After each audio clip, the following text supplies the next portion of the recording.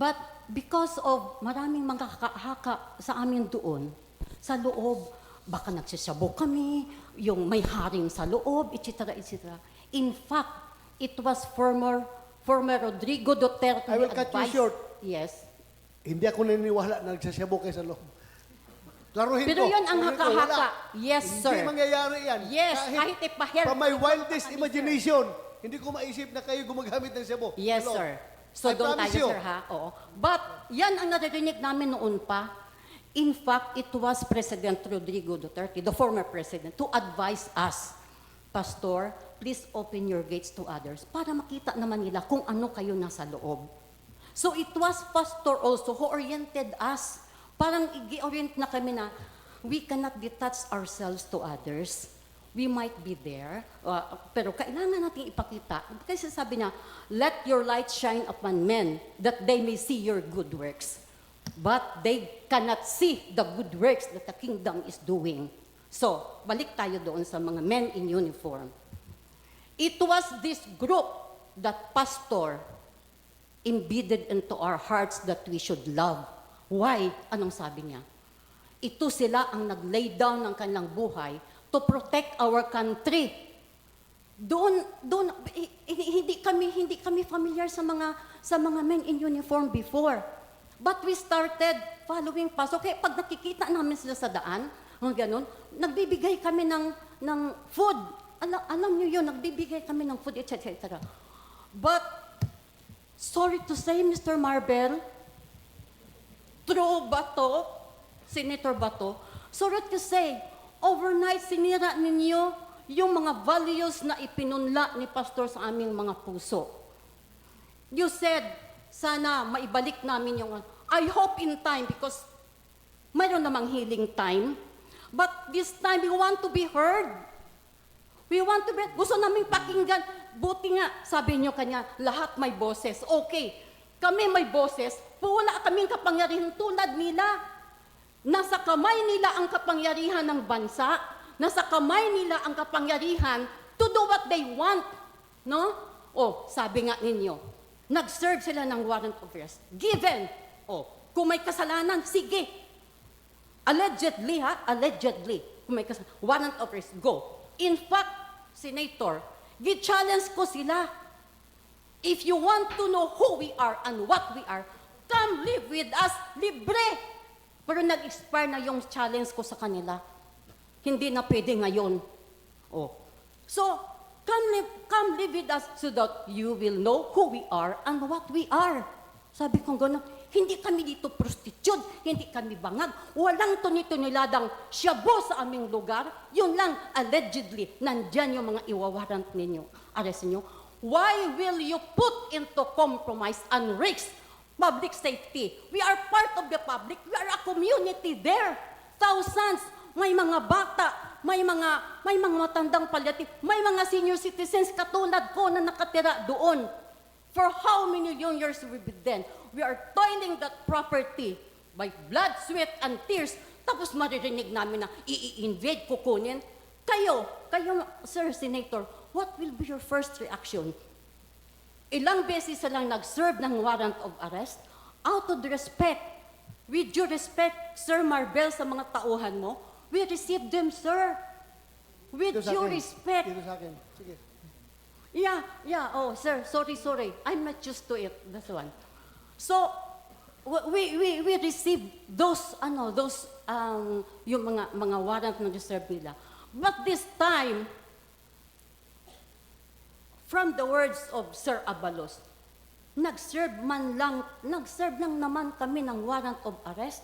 Parang kami pang may kasalanan. Ang batas ay batas. Ang may kasalanan mananagot, correct. Ang batas ay batas. Ang may kasalanan mananagot, doon kami. Oh. Pero, iko-contest ko yung sinabi niya, nag-serve lang kami ng warrant of arrest. Hindi kayo nag-serve lang ng warrant of arrest. Nilusob ninyo kami in a horrible and terroristic way. Busloads and truckloads of men in uniform. Madaling araw, tulog pa ang iba, kagigising namin. Sige kayo mga kagbawan, ikaw sir, lulusobin ka ng what will be your first reaction? Aba, ibibit-bit kami ng Biblia, tapos, oy, sabi sa Word of God, ganon? No! Kayo, may mga pamilya kayo, what will be your first reaction? Of course, we need to defend. Tapos sasabihin pa na, ginawa naming shield ang men at mga bata doon. It's not, we are shielding our property. We're just executing our rights to defend our property. Tapos, ganun pala. In fact, sabi ko sana, mayroon kayong proper na document. O sige, may search warrant kayo. Sige, pati septic tank namin, i-open namin sa inyo. Silipin ninyo lahat, i-guide namin kayo. Saan ninyo gustong pumunta? Sir, sabi mo na, time will, ibalik ang respeto sa kanila. Doon kami, nandun pa rin sa kaibuturan ng puso namin, nandun pa rin ang respeto. But, ang hurt at ang hurt na inflict ninyo, tuwing nakikita namin ang mga bata namin, in fact, ngayon, Senator, nag-organize kami ng psychometrician. Kasi yung mga bata, makarinig lang ng mga wangwang ng mga pulis, manginginig. Even I, sa katandaan ko ito, pag marinig ko ang kanilang wangwang, I cannot explain my feeling. I want to hate, pero hindi pwedeng i-hate. Yan. Ang mga nanay namin, gusto namin ilabas dalhin sa doktor. Ayaw, kasi may mga pulis sa labas. Noon, pag makita namin ang pulis, tama ang sinabi mo. We are happy. We feel secure. You people, we feel secure because you are there. No? You are there sa kalye, nagbabantay sa amin. But now we don't feel secure. Nandun sa vicinity, yung iba sa kadamuhan, tapos may mga drone doon na nagsisiliparan. Kahit sa bundok, sir, mayroong drone. Mayroon pa doong mga foreigner, itim, puti, nagpapalipad ng drone. So, what are we now? A divided nation? A divided Filipino citizen? Kung we feel insecure and threatened. Para pala kayong Marawi Siege doon, may mga puti Yes, na parang ganon. mga foreigner na kasali sa operasyon. Mayroon. Ha? Oh, pumupunta doon in the guise of, meron pa, sir. Yung kino-question ng mga intel ninyo doon sa amin, nasaan ang kuweba, nasaan ang tunnel. Pati kami, anong tunnel, anong kuweba? Kung tunnel ang hinahanap nila sa Diwalwal, marami doon, Senator, wala doon sa amin. Thank you, ma'am. Thank you very much. Thank you for that. Our chairperson. You may respond. Can I be allowed Chairman for a police? I have something, but I may be allowed that I should leave the.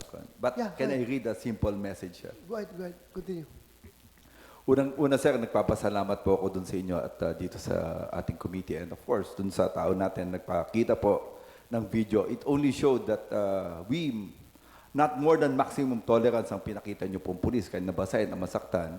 Talagang we followed po. We have yung mga body cams na meron po kami and sabi ko nga dito sa Directorate for Operations na ipakita natin body cams if we really violated any human rights. But what we saw right now, talagang that's a human rights sa mga pulis natin na nasasaktan, yung binasa natin. And it's against yung rules 113 ng Section 11. No? But I've already, si Vice Chairman Bernardo also already spoke regarding this. With regard po dun sa valid warrant of arrest, so make sure na valid po yung warrant of arrest na to up to now. No? You have 3 months na dapat na motion to quash. Not against us, but dun sa RTC branch 159 na Pasig City, no? And it was filed, not other people, but your own people from KOJC who filed a case against fugitive Kiboloy. Second, sir, yung second, we have already a case against the ombudsman, and we will be answering that in the proper forum po. All the violations na sinabi po nito, it's already filed in the ombudsman. And sabi ko nga, we will make a proper forum po, but we will answer it. And second, sir, and this is the last, and I assure, as a Chief PNP, that we will assure you na isurrender nyo lang po si Apollo Kibuloy, 100%, and the 4 others, nandito po kami, and you will see na we follow the rules, human rights. Dito lang po kayo makita na we follow po ang human rights. We assure you po. Maraming salamat po. Thank you, General Marvel. I just would like to react that it's unfair for them naman na i-require nyo muna sila na isurrender si Pastor Kibuloy para maging peaceful ang Davao. Parang ganon. No, sir. Para maging normal ang lahat. Hindi, sir. Sabi ko, For all you nobody, know, ano, ito, sir. for all you know, even President Duterte, walang kontak kay Pastor Kibuloy. Hindi alam kung nasaan na ngayon. Lahat. Ako mismo, I was trying to keep in touch with Pastor Kibuloy nung lumabas yung kanyang warrant. I was trying to contact him, pero wala. To no avail. Hindi na talaga makontak. So, unfair din na gawin natin requirements sa kanila dahil they are only ordinary members of the church. So, I think it's high time. It's high time, no? Before you leave. It's high time na you also exert effort na sana gumanda, bumalik yung pagtitiwala ng komunidad at ng pulis doon sa Davao City. Tutulungan tayo. Ako mismo. Tutulong ako. Ay, dati akong Chief PNP. Dati ko kayo mga tao. I care about you. And I also care about the people of Davao City. Lalong-lalo na itong mga membro ng QJC. I really care for them. Mga kababayan ko ito eh. I also care for you. Mga tauhan ko kayo dati. So sana mabalik natin yung trust, samahan ng pulis. For all we know, isa, di ba? Accounted na yung isa. 5 na lang yung hinahanap nyo. And yung 5 na hinahanap ninyo, because you cannot do otherwise dahil trabaho ninyo yan. Hanapin talaga nyo yan. Dahil because order dyan ng korte, kahit na masakit sa kalooban ko bilang kaibigan ko si Pastor Kibuloy, na hinahanap ninyo yung kaibigan ko, wala akong magawa because may warrant of arrest siya. Trabaho ninyo yan. So ang akin na lang is, you concentrate doon sa hinahanap ninyo without unduly antagonizing the people of Davao City. Yun lang, pag-iusap ko sa inyo. Gawin ninyo yung trabaho ninyo.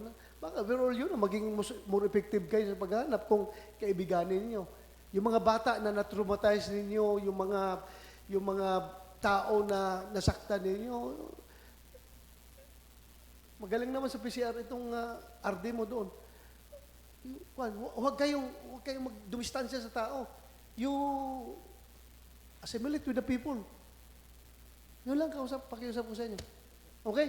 Your Honor, excuse me. yes, Before po alis si Okay. sir, kasi Pakinggan mo aalis muna. siya eh. Pakinggan mo muna. Before siya nga. Yeah, go ahead. Oo, Go ahead. yes, ma'am. sir. Go ahead. Sorry, sir. Starting to nagsusuri ka na kay ma'am. Sige, makikinig siya, ma'am. Sige, go ahead. Oo, salamat at nakinig ka through Senator Bato. Yes, go ahead. Sinabi mo na may mga body cam, binasa yung mga pulis. Buti kayo. Hindi lang kayo ang nabasa, pati yung mga tao namin na sulaban, nabasa. Kasama ng mga pulis. Basa lang ang inyo. Pero yung mga na-inflict ninyo, mga emotional at mental set-up ng mga tao sa loob, hindi yun mababayaran. Kahit ilang beses ka pang maligo at matulog, pagising mo, yun ang naiiwan sa puso mo. Trauma will not appear in only after 2 days, 3 days. 1 month after yung June 10, sir, doon na nagsilabasan. Yes, hindi exaggeration. Ako, kung hindi lang ako lumuhod sa Panginoon na tulungan ako, sir, sabihin ko sa iyo, lalabas ako ng kingdom, itsa ako magiging sakit ng ulo ninyo. Huwag naman. Ako rin makiusap sa iyo. No. Yes, pero sa iyo ako unang susurrender pag ginawa ko yun. Pero may dadalhin akong 10 officer mo. Thank you. Oh, ito ha, halantaran ito. Ito ang laman ng aking puso. Kasi buti ako, matanda na ako, malapit na ako mag-70, ma-balance ko. Pero how about their kids? Ha? May mga human rights dito, may mga DSWD dito. How about those kids? How about those young people? Pag nakasalubong mo, iiyak. What happened to you? Ti, aywan ko lang, basta magdilim na ti. Iba na ano. Why? Kasi before nangyari yon, the scenario is this ng gabi, umuulan, tapos kumukulog. Kaya pag umuulan, kumukulog, yun na. Kasi parang pre-empt nila na, may mangyayari namang ganito. Hindi yun. Kaya, nag-organize kami ng psychometrician, sir. We need to process those people. Kasi hindi kayo ang nakaproblema, kami. Those community, thousands. And those people, we are supposed to, kung natritin kami, sir, natritin kami. Noon tumatawag kami sa barangay, police, sa police. Ngayon, pag natritin kami, kanino kami tatawag? Sa'yo, Sir Torre? Ha? Excuse me. Sir Bato, saan kami tatawag? Kahit na medyo masama ang loob mo, tawag ka pa rin sa kanya. Duty niya yan na mag-provide talaga ng security sa inyo. Konsensyahin ninyo. Si How about Torre. it? Trust is Trabaho no niya yan. longer there. Ha? Ano? Trust is no longer there. Ay, yun nga. What will we do? Trabaho niya yan ngayon na i-rebuild yung I trust. hope. I hope. Ako Kasi rin. I tao hope. din kayo, tao din kami. Ha? Natitreaten kami. Kami, ordinaryo. Wala kaming baril doon, wala kaming ano. Yung baril doon na may mga lisensya nga. In good faith, sinurrender namin sa kanila. In good faith. Oh. Ito din ang paalala ko sa inyo. Sa kanila, sir. Sa kanila. Di ba? Nakatag pa doon. We seek for truth. Then seek for truth. Because the person you are allegedly, na may kasalanan ganun, hindi pa napatunay may kasalanan. Then seek for truth. Oo, seek for truth. Yun ang sa akin. Be fair. Give us a fair treatment and justice also. Kasi community kami, tapos ganun ang mangyayari. Katulad na naman, kanilang madaling araw. 2 o'clock. Siya raw hindi ninyo alam. Pumunta na naman kayo doon sa farm. Ginising at pinagbabalya yung pintuan ng mga farmer doon at magising ka ba naman, sir, ang baril nandyan. What will you do? Another traumatic experience na naman ang ibibigay ninyo sa puso ng mga farmer doon. So, ano na itong ating authority? I cannot say. Para kasing, sorry to say the word, parang sanggano.